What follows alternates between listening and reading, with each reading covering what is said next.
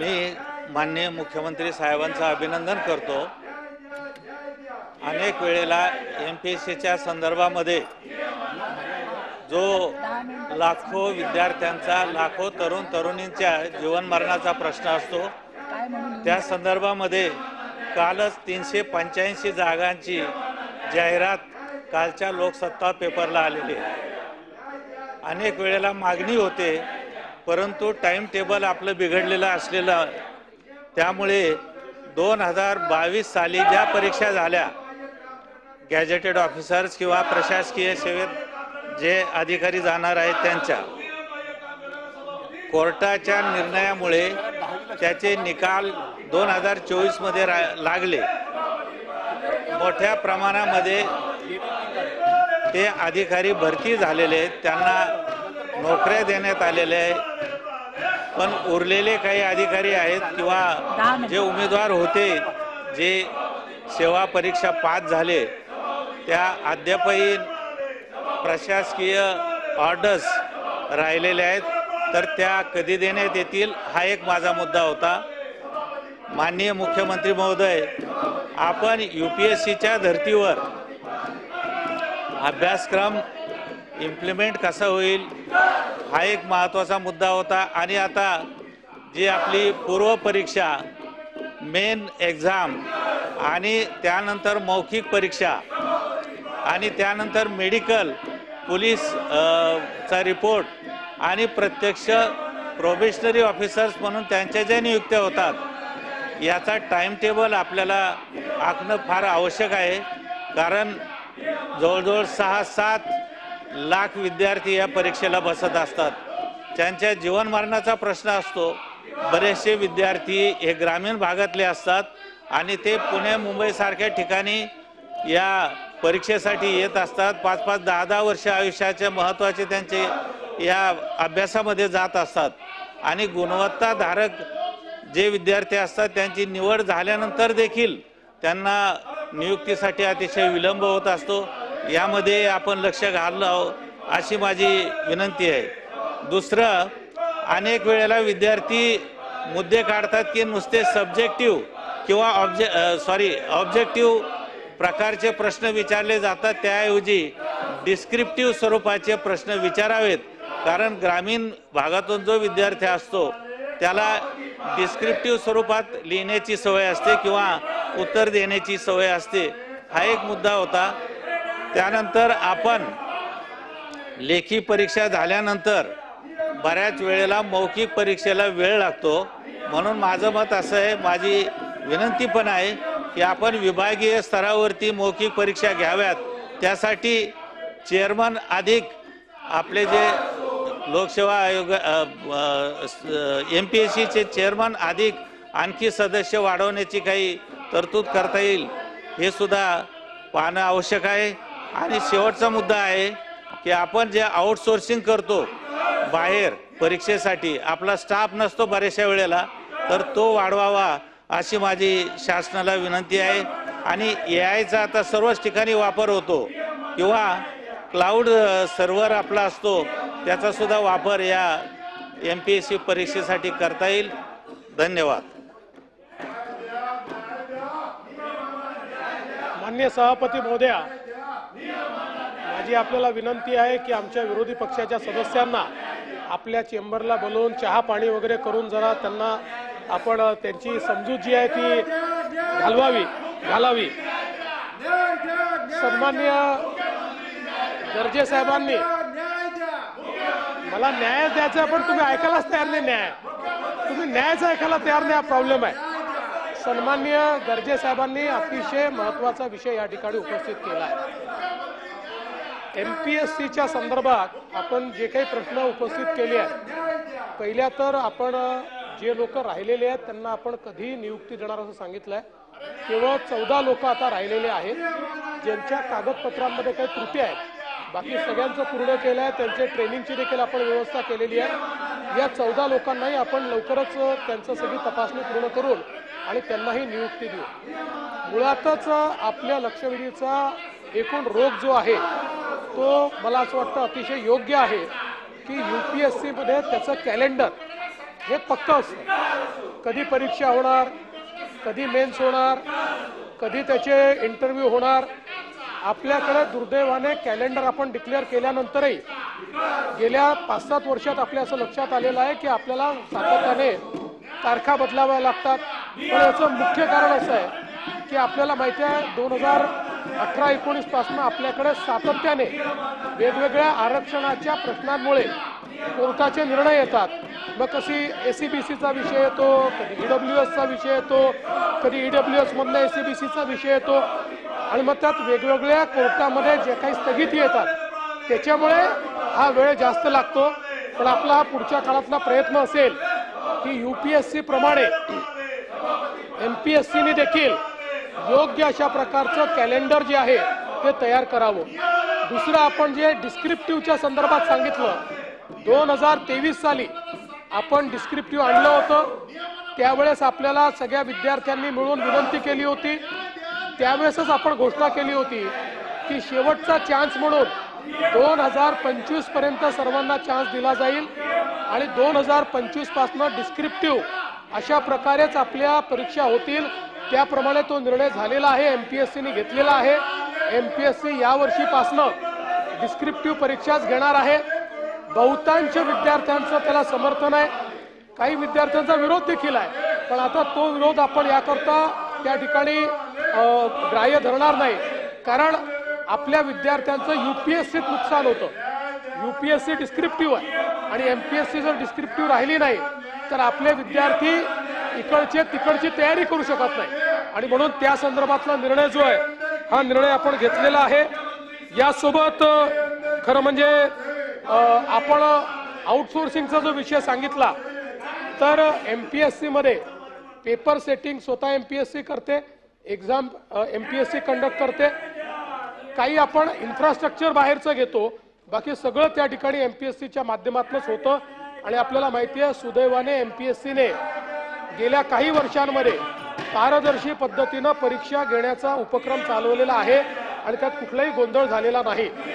आता 2 गोष्टी अजून या निमित्ताने मी सांगू इच्छितो की आपण जे इंटरव्ह्यूच्या संदर्भात सांगितलं, आता आपला प्रयत्न आहे MPSC मध्ये ज्या रिकाम्या जागा आहेत, आता 3 जागा रिकाम्या आहेत, या तात्काळ भरण्याची कारवाई आपण सुरू केलेली आहे.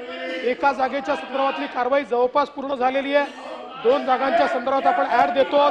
त्यामुळे MPSC मध्ये फुल कोरम असेल अशा प्रकारचा आपला प्रयत्न आहे. याच्या व्यतिरिक्त आता MPSCचं रिस्ट्रक्चरिंग आपण सुरू करतो आहोत, कारण पुढच्या काळामध्ये मोठ्या प्रमाणात भरती प्रक्रिया आपल्याला राबवायची आहे, ती वेळेत झाली पाहिजे. याकरता आपल्या ज्या GAD सेवा या सचिव आहेत त्यांना आपण ही जबाबदारी दिली आहे. त्यांनी जवळजवळ सगळ्या राज्यांचा आणि UPSCचा अभ्यास केलेला आहे आणि आता एक रिस्ट्रक्चरिंगचा प्रपोजल हे आपण तयार करतो, जेणेकरून वर्ग 1 वर्ग 2 यासोबत वर्ग 3 आता आपण MPSCला दिलेला आहे. या सगळ्या परीक्षा वेळेत कशा कंडक्ट करता येतील, वेळेत रिक्रुटमेंट कसं करता येईल, याला गतिशीलता कशी देता येईल, या संदर्भातलं MPSCचं संपूर्ण रिस्ट्रक्चरिंग हे आता राज्य सरकारने त्या ठिकाणी हातामध्ये घेतलेलं आहे. MPSC स्वायत्त असल्यामुळे MPSCशी देखील त्या संदर्भातली चर्चा ही आपण केलेली आहे. त्यांचंही म्हणणं काय आहे हे आपण समजून घेतलेलं आहे आणि त्या अनुरूप यापुढे ही कारवाई करण्यात येईल. प्रवीण दरेकरजी, सभापती महोदय, 1 मिनिट, त्यांचा होऊ द्या. सन्माननीय मुख्यमंत्री त्यांचं होऊ द्या. महोदयांनी या ठिकाणी माझ्या विचारणाऱ्या दोन्ही प्रश्नाच्या अगोदरच उत्तर दिलेत. मी आभार मानतो की उमेदवारांना नियुक्ती देण्यासंदर्भात त्यांनी सांगितलंय आणि MPSCचा कोरम पूर्ण होईल तर सर्व सदस्यांच्या नेमणुका करण्यासंदर्भात या ठिकाणी भूमिका घ्यावी अशी विनंती आहे. आणि नव्याने भरतीची जाहिरात आलेली आहे. निवड झाल्यानंतर न्यायालयात केसेस दाखल होतात आणि नियुक्त्या रखडतात सभापती महोदय. त्यामुळं यापुढील भरती प्रक्रियेत कॅव्हिएट दाखल करून किंवा न्यायालयाच्या निर्णयाच्या अधीन राहून नियुक्ती देण्याचा मार्ग सरकार अवलंबू शकतं का? त्या दरेकर साहेब त्या केसवर अवलंबून असतात. आपण अनेक वेळा लॉ अँड ज्युडिशियरीला विचारतो किंवा आपल्या जे महाअधिवक्ता आहेत त्यांना विचारतो लॉ अँड ज्युडिशरी किंवा महाधिवक्त्यांनी जर या ठिकाणी आपल्याला परवानगी दिली तर न्यायालयाच्या निर्णयाच्या अधीन राहून आपण अशा प्रकारच्या नियुक्त्या देतो. दुसरं असं आहे की अशा पद्धतीत आपण कॅबिनेट जरी टाकलं तरी देखील आपल्याला हे लक्षात येतं की अनेक वेळा छोट्या छोट्या इश्यूजवर कधी MPSCच्या माध्यमातनं, कधी कधी मॅटच्या माध्यमातनं, कधी आपल्या हायकोर्टाच्या माध्यमातनं अशा प्रकारची स्थगिती येते. आपला प्रयत्न असतो की अशी स्थगिती आल्यानंतर अतिशय सत्वर अशा प्रकारे आपली बाजू त्या ठिकाणी मांडली गेली पाहिजे आणि त्यातनं योग्य अशा प्रकारचा निर्णय झाला पाहिजे. तथापि कमीत कमी कोर्ट केसेस होतील या दृष्टीने देखील आपल्याला काय करता येईल हा प्रयत्न आपण करू. विक्रम काळेजी, 1 मिनिट. सभापती महोदय, माननीय मुख्यमंत्री महोदयांनी जरी सविस्तर उत्तर दिलेलं असलं तरी राज्यातल्या लाखो तरुणांचं भवितव्य ठरवणारी ही MPSC स्वायत्त संस्था आहे. आपण त्याचं बळकटीकरण करणार हे पण म्हटलेलं आहे. परंतु आज रोजी त्यांच्याकडे काम करण्यासाठी सुद्धा त्यांच्याकडे अधिकाऱ्यांची, कर्मचाऱ्यांची ही पदं रिक्त आहेत. त्यांनी वाढीव पण काही पदाची मागणी आपल्याकडे केलेली आहे. शेवटी आपल्याला प्रगतशील महाराष्ट्राच्या वाटेवरती जात असताना हे सगळं मनुष्यबळ पण आवश्यक आहे. अनेक वेळेला असं होतं की MPSCनं उमेदवाराची निवड करून जी यादी मंत्रालयाकडे पाठवली जाते संबंधित खात्याकडं, ते पण मंत्रालय नियुक्ती देत नाही. म्हणजे त्याला सुद्धा विलंब लावतो. निवड होऊन सुद्धा कागदपत्राची पडताळणी झाल्यावर सुद्धा म्हणजे पोस्टिंग मिळवण्यासाठी आणि पोस्टिंग देण्यासाठी सुद्धा काही व्यवहार होतात. हे आपल्याही कानावरती आलेला आहे. त्यामुळे ह्या सगळ्यांना आला बसवण्यासाठी आणि आपण जसा उल्लेख केला की UPSC प्रमाणे टाइम टेबल म्हणजे किमान येणाऱ्या 25-26 जे वर्ष आहे आणि आता किमान ह्या मे अखेरपर्यंत या राज्यामध्ये जे काही जागा रिक्त होणार आहेत, वर्ग 1 असेल, 2 असेल आणि आपण क पण म्हणलेला आहे, त्यामुळे सगळ्या जागा MPSC कडे मागणी करणं आणि त्याचा वर्षभराचा टाइम टेबल तयार करणं या बाबतीतही शासनाकडून काही कृती कार्यक्रम केला जाईल का? होय अध्यक्ष महोदय, होय सभापती महोदया, निश्चितपणे टाइम टेबल ठरवण्याच्या संदर्भातली कारवाई आपण करू आणि MPSCतली पदं ही लवकर भरली गेली पाहिजे हा आपला प्रयत्न असतो. त्यामुळे सातत्याने त्या संदर्भात त्यांना स्वायत्त असल्यामुळे बाकी कारवाई ते करतात. पण जी सदस्य आहे, जसं मी सांगितलं की 3 पदं रिक्त आहेत, ही तात्काळ भरण्याची कारवाई आपण करतोय. याच्या व्यतिरिक्त आपण MPSCला अशी विनंती केलेली आहे की लवकर इंटरव्ह्यू व्हावे या दृष्टीने तुमच्या सदस्यांची संख्या वाढवता येईल का, त्यावर MPSCची सकारात्मकता नाही आहे. त्यांचं म्हणणं आहे की आहेत तेवढी सदस्य आम्हाला पुरे आहेत. पण सरकारचं असं मत आहे की आता या संदर्भात गतिशीलता आणण्याकरता याचं रिस्ट्रक्चरिंग करण्याची आवश्यकता आहे. म्हणूनच GAD सेवा यांच्या माध्यमातून ज्या व्ही राधा आपल्या सेक्रेटरी आहेत त्यांना ही जबाबदारी दिलेली आहे. याचं पूर्ण रिस्ट्रक्चरिंग आपण करतो कारण नजीकच्या भविष्यामध्ये मोठ्या प्रमाणात भरती प्रक्रिया आपल्याला राबवायची आहे. त्या दृष्टीने आपण MPSC अधिक सक्षम करणं आणि इथली प्रक्रिया फास्ट होणं याची पण जबाबदारी घेतलेली आहे. आणि मला आपल्याला सांगायला पाहिजे की यावेळी ज्या परीक्षांचा निकाल आला तो निकाल आल्यापासून ट्रेनिंगपर्यंत अतिशय फास्ट काम आपण केलेलं आहे. अतिशय वेगानं आपण नियुक्त्या त्या ठिकाणी दिलेल्या आहेत. त्याच्याबद्दल अनेकांनी समाधानही व्यक्त केलं आहे. पण तरी देखील मी मान्य करतो याहीपेक्षा अधिक वेगानं करण्याची आवश्यकता आहे. निश्चित त्याच्याकडे लक्ष दिलं जाईल. या लक्षवेधीवरचा शेवटचा प्रश्न शिवाजीराव गर्जे.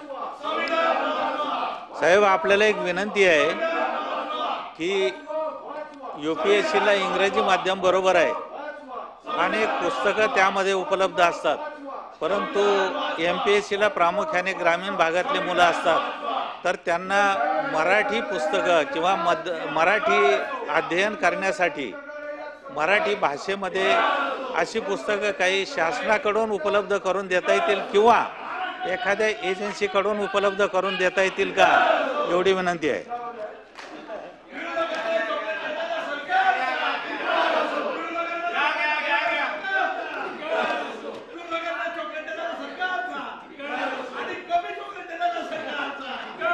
अध्यक्ष महोदय, सभापती महोदय, मी चॉकलेटने मी कॅडबरी देण्याचा प्रयत्न केला.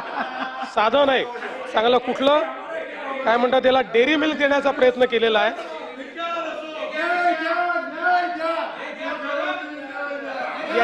याच्यात मी प्रश्नच विचारलं, काय प्रश्न होता तुमचा? साहेब, आपल्याला इंग्रजी माध्यमामधले पुस्तकं बरीचशी उपलब्ध आहेत अभ्यासासाठी. मराठी माध्यमामधली काही पुस्तकं उपलब्ध करून देता येतील का शासनाकडून? एक विनंती. मी परवा सभागृहामध्ये सांगितलं की काही कोर्सेस करता अजूनही आपण फक्त इंग्रजीत परीक्षा घेतो, मराठीत परीक्षाच घेत नाही. त्यामुळे पुढच्या काळामध्ये मराठी पुस्तकं तयार करून सगळ्या परीक्षा इंग्रजीसोबत मराठीत झाल्याच पाहिजे, अशा प्रकारे राज्य सरकारची त्या ठिकाणी संकल्पना आहे आणि म्हणून हे लवकरच करण्यात येईल.